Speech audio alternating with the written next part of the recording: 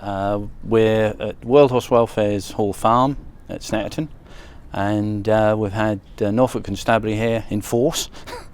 And there's 4 riders and horses been assessed on their suitability to do the job as rural specials on horseback.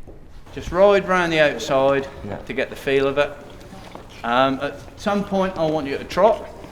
We as an organisation believe in horses working, and this actually gives them a role in the community which they haven't had in Norfolk since 1914, and I think it's fantastic. Well, this is part of the wider initiative Operation Randall, which is the rural crime initiative that we've set up about a year ago with Norfolk Constabulary. And we've done a lot of work in terms of enforcement, in terms of intelligence build, etc. But one of the real concerns from the rural community was accessibility, visibility of policing, and just that communication. And this is an ideal way of building on that in terms of getting cops out into the rural community on a different method of transport, i.e. the horses, where vehicles or foot patrols just could not reach. And so we've had a lot of cooperation from a lot of people to set up this initiative, and it's culminated in today's assessment event.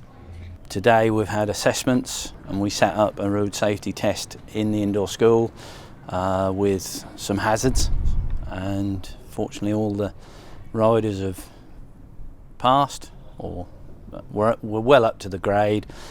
Threw a few problems at the horses just to see how they handled it, and no problems at all. This isn't a mounted section of Norfolk Constabulary. This is a completely different initiative. This is about Special Constabulary and Police Community Support Officer who own their own horses, and they're going to be on a non-combative role, i.e. they're not going to be deployed, they're not confrontational.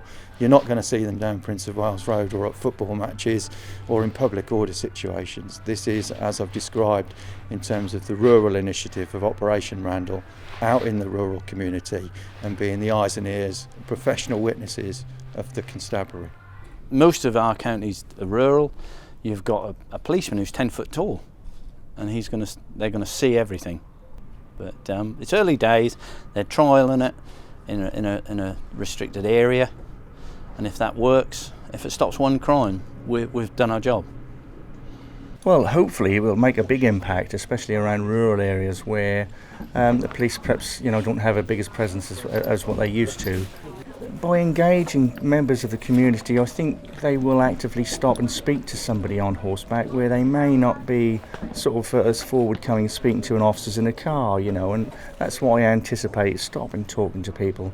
And you never know, they might be providing us with valuable intelligence of what's going on in the area.